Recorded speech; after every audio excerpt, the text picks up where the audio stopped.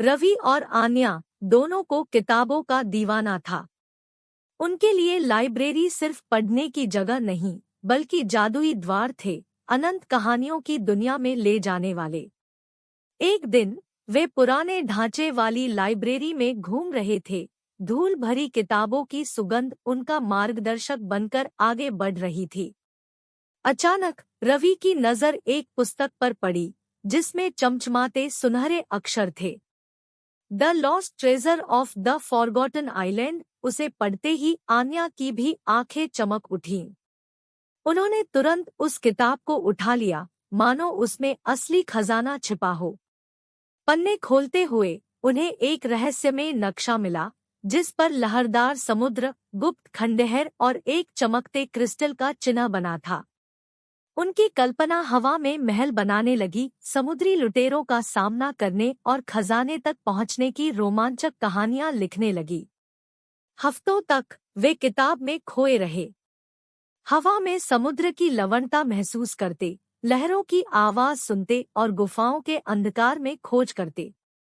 उन्होंने प्राचीन भाषा के कोड को समझा, पहेलियों का हल ढूंढा और नक्शे की हर रेखा को याद किया। फिर एक दिन लाइब्रेरी में ही रवि ने कहा, आन्या, क्या हम सच में खजाने की खोज पर निकलेंगे? आन्या ने निश्चय से सिर हिलाया।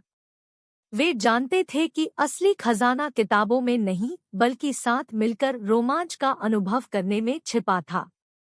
उन्होंने हवाई जहाज़ों, ट्रेनों और नावों की यात्राएं की, जंगलों को पार किया और पहाड़ों को चढ़ा।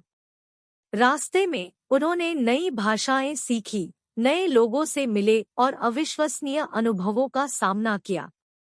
आखिरकार वे नक्शे में बताए गए द्वीप तक पहुंचे। वहां गुप्त खंडहर मिले, जिनमें प्राचीन कलाकृतियां और छिपे हुए कमरे थे।